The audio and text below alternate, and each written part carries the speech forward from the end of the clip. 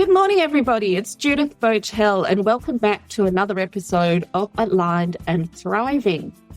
Today, I am so excited because I have somebody that I have known professionally for many years and somebody who I've always held in quite high esteem in some of that professional world. And that is Heather Ogilvie. Good morning, Heather. Good morning, Judith. Nice to be talking to you. It's excellent to be talking to you. Thank you so much for being on the podcast today to talk about what has you thriving in work and life and what you're passionate about. But first of all, I thought I might just give a little bit of an intro for our audience out there about who Heather is and what she's up to. Heather Ogilvie describes herself as a producer and writer of strong, female-focused film and television. She has her own production company, Galvanized Film Group, and I encourage you to check her out on IMDb to see some of the projects she's been associated with. Heather has strong creative skills and will always take a hands-on collaborative role in the script and story development on the projects she produces. She chooses projects that are almost always based on option literary property, and she's drawn to material that speaks to a mature female audience about themselves, whether in a historical or contemporary context. So now you can hear why her work is so powerful. She's acted as an executive producer for other producers, and so in that she's got to construct complex financing deals across a range of projects while working with both government and private investors. And I think this is really important to remember that the challenge in the entertainment industry is to devise financing plans that recognise the need to attract the private sector while maintaining a reasonable recruitment position for soft money, all the while juggling the demands of the marketplace and keeping your audience firmly in your sights. Making film and television is not easy. If I could say that 1,000 times over, it is so complex. I had one colleague say, it's the type of complexity that can make people's brains bleed. So it's very special people who can balance both the story development and the financing. And Heather is one of those people. And she's been doing this for many years as well. But Heather has not only worked on her own projects, she's a passionate mentor of new participants in the film and television sector. She's been a lecturer and a professional trainer for the Australian Film, Television and Radio School, for the Sydney Film School, and for the Tisch School of Arts at New York University. So welcome again, Heather. It's lovely to have you here. You, Judith, it's nice to be here. So let's kick this off with the question I always asked, and I'm always interested to know, what have you done lately for your work-life balance?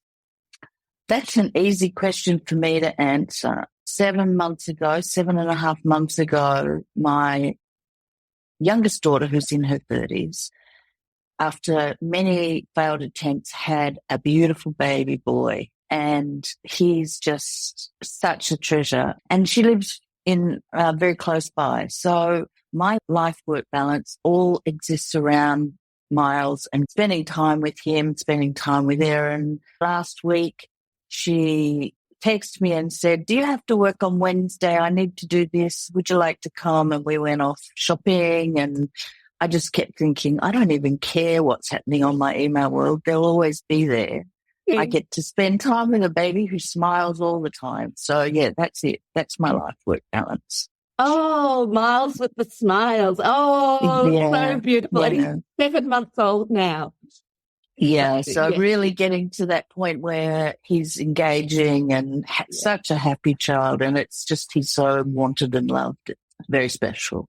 Oh, also, that's a wonderful way to keep your life in balance and, it's not let the emails be the most important piece. Oh, that's so exciting. I'm sending my love to baby Miles and looking forward to seeing his progress in the world.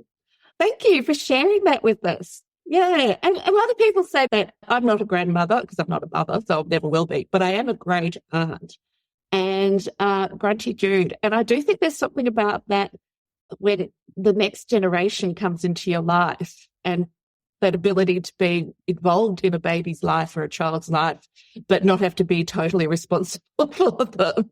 100%, yeah. Yeah, it's a really beautiful relationship to have. I've been fortunate to have that with my nieces, and I hope that will continue with my one and only at this moment, great niece. And yeah, it is really lovely to have these newborns and babies in your life, but you don't have to do the waking up in the middle of the night. Yeah. I have a 6 and an 8-year-old grandson with my eldest daughter. Oh, wow. And yesterday we brought the baby and the 6 and 8-year-old together, and it was just like first time I've seen all of them. And I just looked at this group, my daughters, their babies, their children, and it was like, oh, my heart is full. Yay. Yay. Yeah. It was a yay moment. Yeah, definitely. I could talk about that all day, but we need to get into the work part of your life as well. But let's ease into that slowly by asking you, what did you learn yourself about work and life, about work in particular, when you were growing up? Yeah, that's an interesting question, because from a fairly young age, I felt a sense that my values didn't align with my parents. They were very conservative, very religious people, so it wasn't like they were wicked people in any way. But I just felt from the very early days, for example, I could see that my mother was frustrated being a stay-at-home mum, and she was happiest when she was volunteering, because at least she was being herself. And then as I got older, into my teens, I started to become politically aware. I went on my first Vietnam march. I snuck out of school and went on a march, an anti-Vietnam march, when I was about 14. Yeah, so the division between what I was brought to believe growing up and what I became to believe as an adult started quite young. Having said that, my father was a very wonderful primary school teacher and was hugely loved by his students and their parents. So I was always terribly proud of that in him. Yeah, I think it's interesting how sometimes, yes, we might be on different paths than our parents in terms of religion or politics, but also politics has changed so much since my mother was, fairly conservative in her beliefs, but by the time she passed away, she was quite radicalised into the Labor movement. And because what she grew up with was no longer what she recognised, even about Catholicism. She was a staunch Catholic woman, but even the cracks were starting to show in her relationship with the church by the end as well.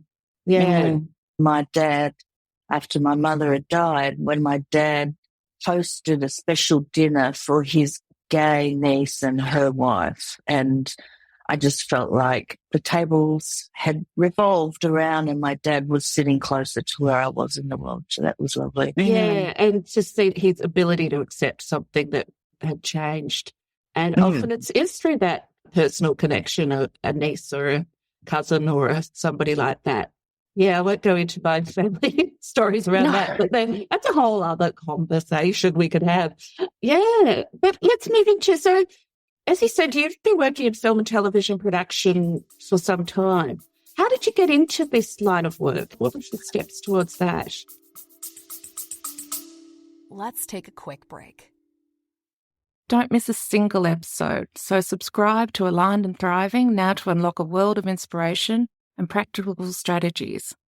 And if you have subscribed, why not check out our IG account or join our community to navigate your own way to a happier and healthier working life? Well, I did a social work degree. I like to say that I did a social work degree because my mother wanted me to help people, but in fact, I think she wanted to help people. And I do have very strong social justice worldview. That is part of what defines me as a person. And I enjoyed the degree. It was at what is now Curtin University in Perth, which is where I grew up. But I felt as if really ultimately my job would be to put Band-Aids on people's problems, and that was really unsatisfying. To be honest, I actually was probably one of those people that wanted to change the world. So I figured putting a Band-Aid on the problem wasn't going to change the world.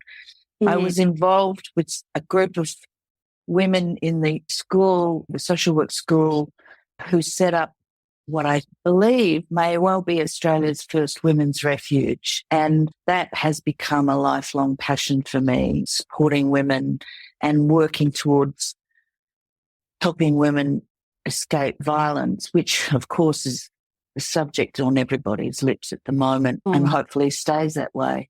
So that's been a lifelong passion of mine. But then I went overseas, as you did, and I ended up landing a job, surprisingly, in the natural history unit of the BBC.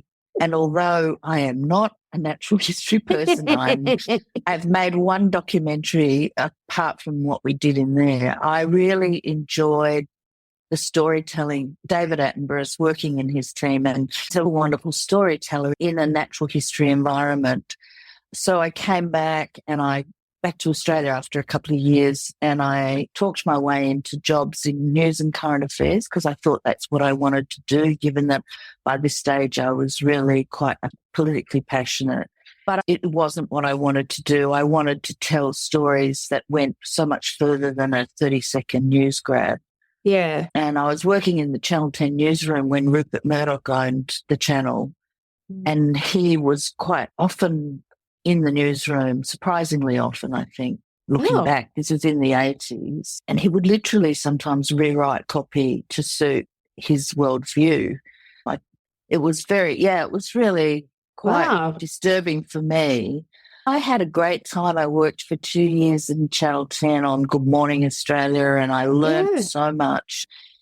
But eventually I decided to leave and got a job working as a distribution manager for the Sydney Filmmakers Co-op, which was really an important organisation. Yeah. And I learned lots and lots about filmmaking because we were distributing Australian films where no one else would. We had the first films of Peter Weir and Gillian Armstrong and Bruce Beresford and Fred Skepsey and just lots of really amazing filmmakers, plus some overseas content.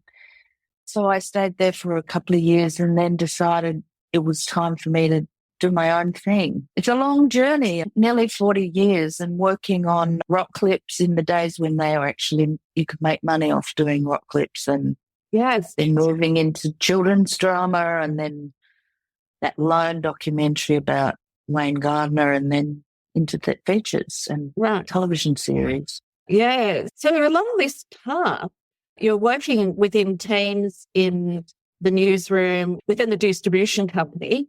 When you made that choice, what was the big difference of going, obviously big difference, but what was do you really notice the difference of starting your own projects? What was the day-to-day work like when you started to do your own projects? That's an interesting question.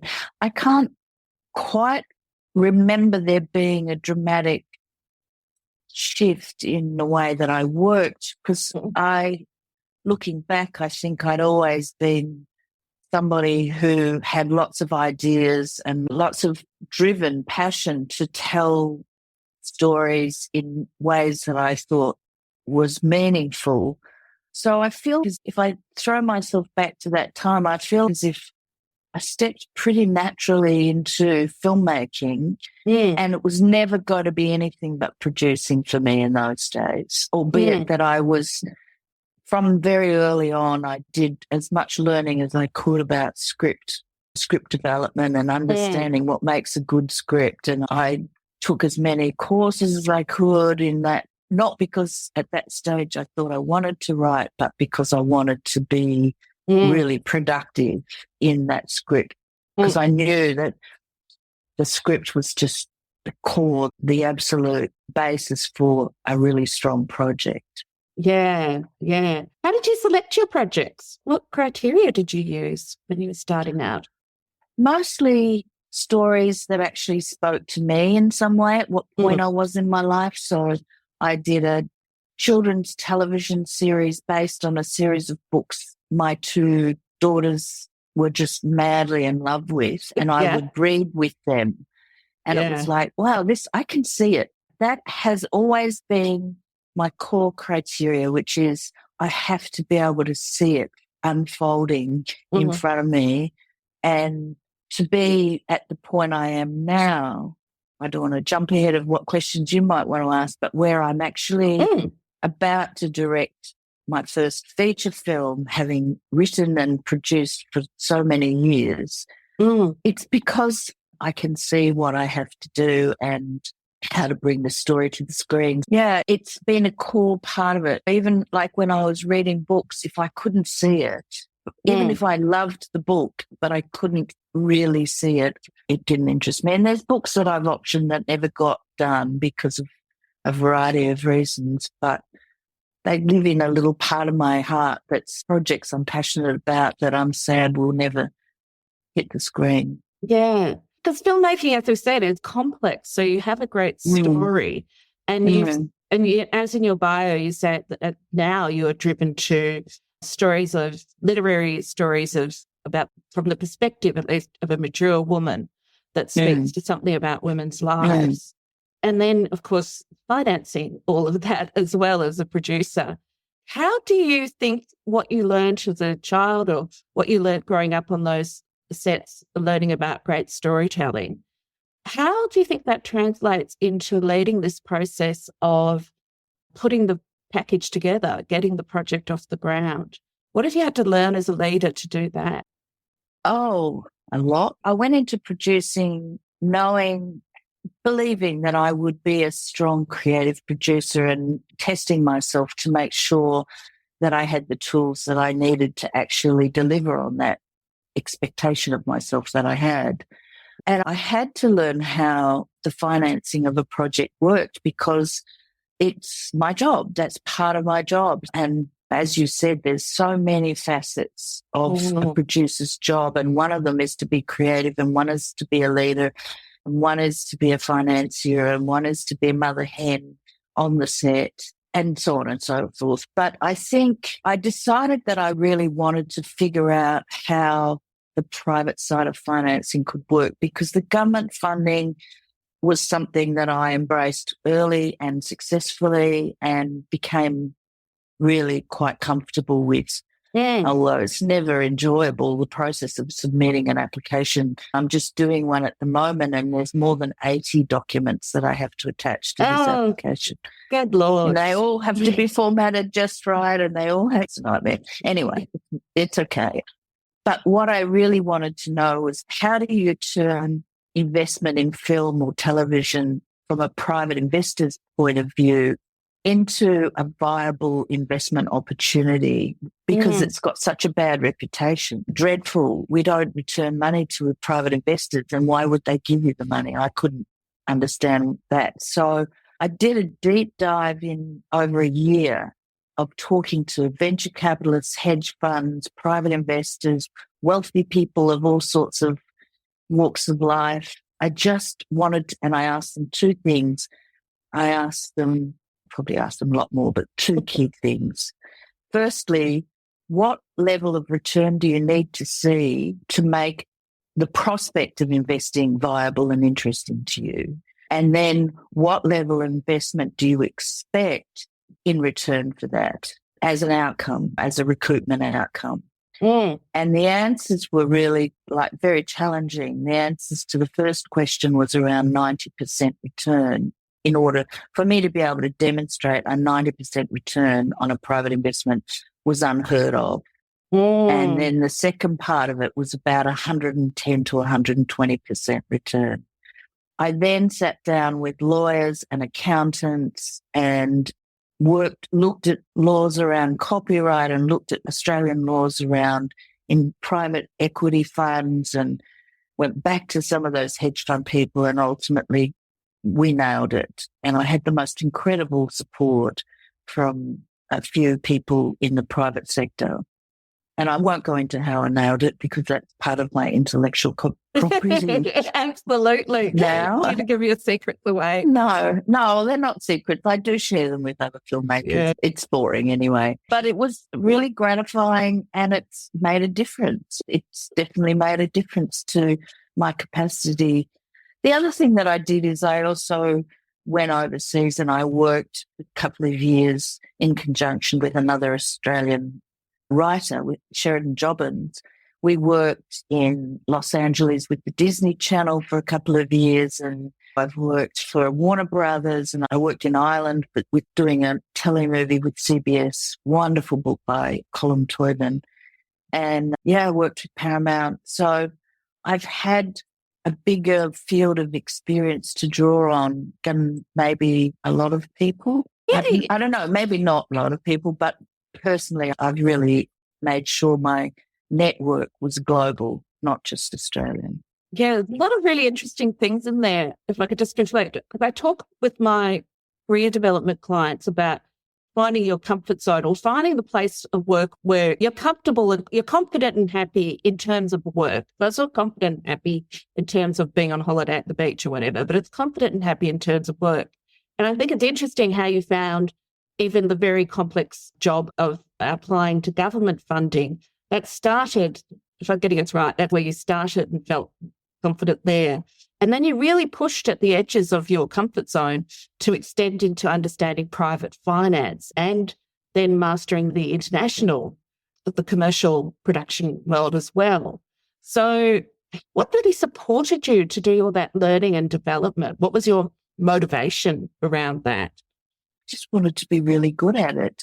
I wanted to play with the big people, with the people at the high end of the industry. If you'd asked, if we'd done this conversation 10, 15 years ago, maybe not 10, but a while back.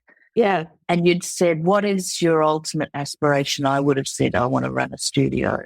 Yeah. So I was always really ambitious for myself in a way that I could make a difference. Going all the way back, I just wanted to make a difference. And I think that my focus on telling authentic stories that appealed to mature age women, which is generally considered to be 40 plus, but increasingly maybe even 35 plus, was because I felt like that incredible audience of people that were just not being given material that spoke to them about themselves and their lives. And I've always carried this phrase around with me, which is that I want my audiences to have an undeniable sense of the familiar, so that when they sit in the cinema and watch, and I do love the idea of cinema still. I consume streaming of like most of us, but I do love the idea of the lights going down and the big, huge screen and the amazing Dolby sound. But I wanted women to be able to go to the movies and see themselves portrayed, or if not themselves, the emotional journey that a character might go on inside of a world that wasn't necessarily theirs. I wanted to be able to achieve that. And I've always said, I don't want to hear people coming out of the cinema saying it looked good, as much as I want it to look good. And I've worked with some amazing cinematographers. I want them to come out of the cinema going, oh my God, we should tell so-and-so about this film. It's so good. Yeah. But my husband and I go, if we come out and go, what do you think of that? Go, the art design is really good. Yeah, But the story is probably not captured us in the way it was meant to. That's sort of our rule of thumb, particularly when we go to festival films. But I love that phrase around you recognise yourself in the story, and that mature women would see themselves in perhaps they hadn't had a chance to do that before. What do you think women are looking for in their stories now? We've gone through second wave feminism, third wave feminism, rising of radicalised misogyny as well. If you were telling the stories today, what do you think women want to be seeing? You are telling the stories today. What do you think women want to see? I think that it's really important that your stories contain emotional honesty, and sometimes that's really painful. So my next project deals with a lot of emotional rawness across the whole of the 110 minutes of screen time, but it also aims to tell stories that are entertaining. I don't want it to be grueling, although personally I don't mind a little bit of grueling filmmaking as a consumer. Yeah. And I think the film will be emotionally challenging, but I'm hoping that it's been written in a way that the emotional honesty is about the way that we share our stories. As women, we're a sharing gender, of the way we support each other and the way that we recognise the need for that support. But it's about me finding projects where I go, oh my God, if only I would die to have my name as a producer or a writer on this film. And that then becomes part of my toolbox of what do I want to achieve? If that's the feeling I want, then what do I want to achieve in getting there? What is it I need to include? And then spending time with people whose work I admire and getting feedback from them on the project and saying, okay, where's the authenticity here? Am I being authentic? Yeah. And then you go into like scripture structure versus character development, and you have to be quite mechanical at certain points. Yeah. But in all of those mechanics, it's about looking for the truth, and the authentic emotional honesty is what I have to have more than anything. So if you were to be telling your story from somebody who's passionate about anti-war movements to supporting women in DV up to now, what would you say would be the through authentic theme that you would want people to take away? Oh my gosh, that's a really big question. How long have you got? No. And can I just give you my therapist's number? I'm sure that might cut. I think if I was to break it down, if I was to write my story as if it was a pitch for one of my films, I would probably describe the story as, I don't know, I'm looking, because of my headspace is I want to be nice and pithy with the pitch of who I am, my story, but it's about persistence and refusal to give up and never not believing in love and keeping going, just always keeping going. That tenacity. I don't know that actually tells you a story, but it tells you who I think I am. I'm tenacious. I'm passionate. I love my job, even when it's unrewarding because I haven't been paid for 4 years. Yeah. That was an unexpectedly tricky question. It's a really interesting one for me to think about. Yeah, I wasn't planned. I just think it's really interesting when you see maybe connecting things. And I guess this is, if you open your life up to someone to tell your story, they'll find connections that you maybe don't.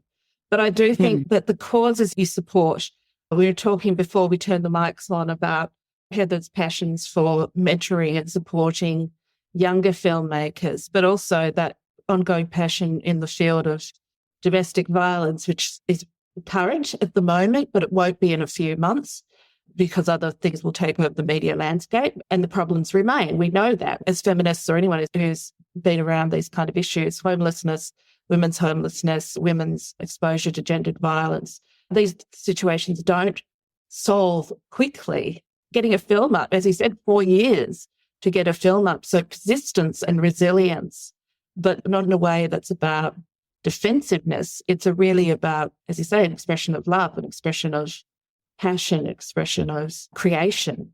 Yeah. And I think that's really fascinating when I look at people who do the sort of work that you do and have done for many years. Yeah. And I think that to reflect on going right back to the beginning of this conversation, to reflect on what influence did my upbringing have on the person that I am now. Certainly there was my parents' faith and commitment to helping others is ingrained in me.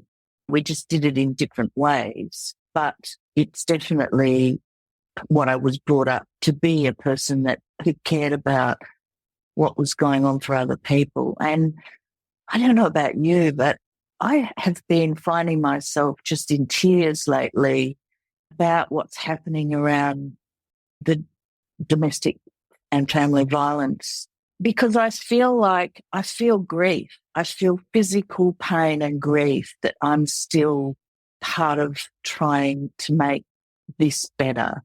And yeah, it actually hurts that we're still doing this. And maybe we always will, but I just wish that we could make some difference. Anyway, there's an interesting article in the Herald on the weekend with somebody or other who from Cheek Media. Cheek Media. Yeah, it was really interesting. I know about Cheek Media. Reading her interview, it sounded like myself 30 years ago, 40 years ago. Yeah. I read that interview too, and I saw her speaking, not live, but saw her speaking at the rallies as well. and feeling that anger, especially at Channel 7 for taking people's trauma and to sell advertising space, basically, and how cynical their appearance there. Maybe not the individuals who turn up, they may be very well-minded individuals, but the cynicism of the network, I guess, is what I'm reflecting on there. It's really hard. I went to a conference many years ago about homelessness, and everyone in that room was basically saying, I can't believe we're here 20 years later and things have got not better. It doesn't feel like we've improved anything. It's just plugging holes in the system. And so there was despair in those rooms. We're sharing ideas and that sounds great and what have you, but there's an overall sort of sense of where's the big solution? Like, where's the big difference going to be made? I just think it's about reframing these situations. Not, as people have said, it's not a women's problem, it's a men's problem. But I think it's an ideological problem. It's misogyny. We have to name it as an ideology to which some people subscribe and some people become radicalised in and take that to the point of violence. And if we perhaps started looking at patterns of behaviour, it's through radicalisation rather than an individual just, I don't know, had a breakdown one day, we might be able to support men to find their own solutions or communities to find solutions. I don't know, but I think we need to stop. The way we think about the problem needs to change. Yeah, that's my personal belief, yeah.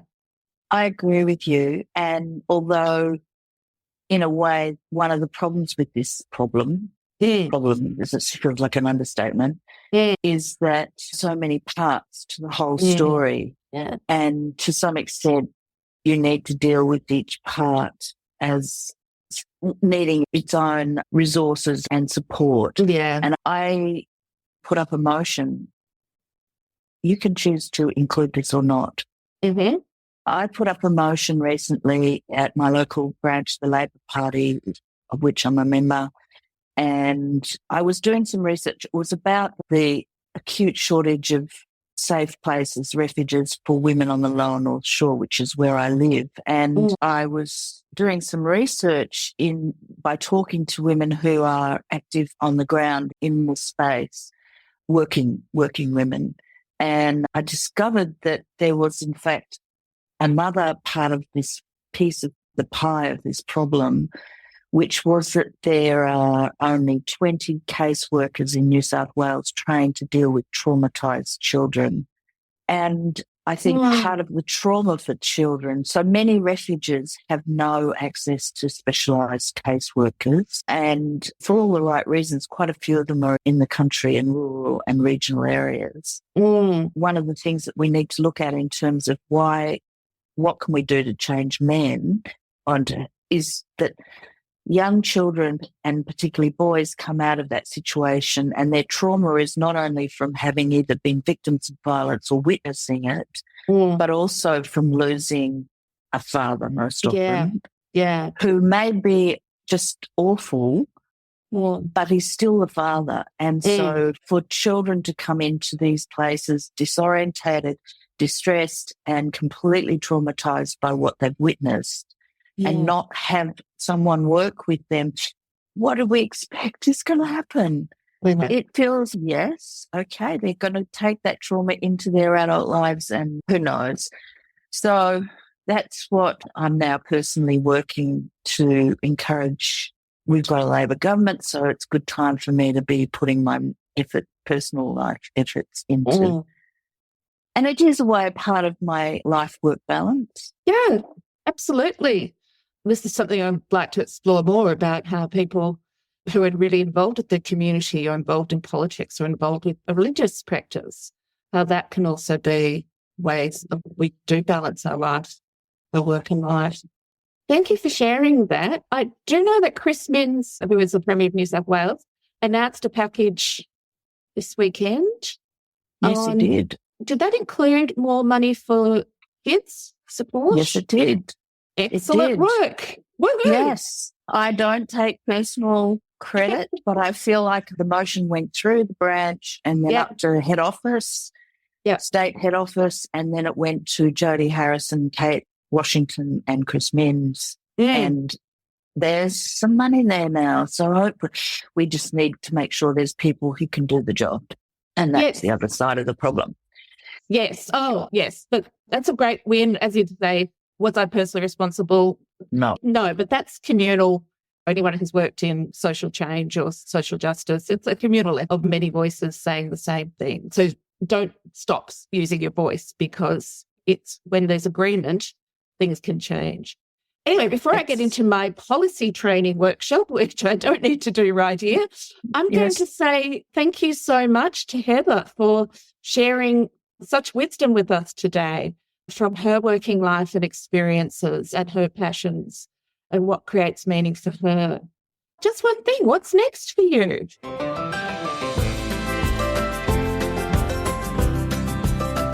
Fingers crossed, as always. Nothing changes really. We'll start shooting in late January on what may well be my final major project.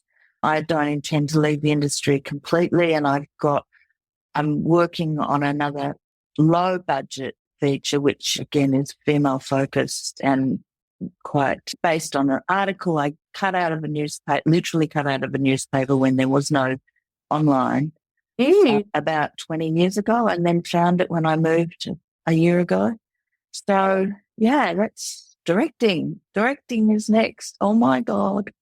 Oh, wow. That's so exciting. So I've been doing a deep dive into the world of actors and acting, and I went to a course at NIDA, and I've had mentors myself. I've become a mentee, learning as much as I can. Well, that continuous learning of anyone in a creative practice, it's part of your DNA as well. So thank you. You're welcome. If you want to know more about Heather and her practice, you can have a look at the Galvanized Films website. You can check her out on IMDb and, of course, on LinkedIn. And, have a look through the streaming services for Heather's projects. And also, of course, keep an eye out for the new ones that are coming up too. We'll have details of those in the show notes. All right. So thank you, Heather, and thanks everyone. You're welcome. For sticking with us today as we delved into the worlds of passion and creativity and where that can take you when that's your driving motivation in work and life. Okay, well, take care, Heather, and take care, everyone, and we'll see you all soon. Bye. Bye-bye.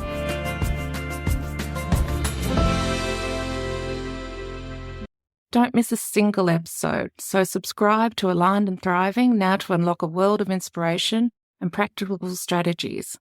And if you have subscribed, why not check out our IG account or join our community to navigate your own way to a happier and healthier working life?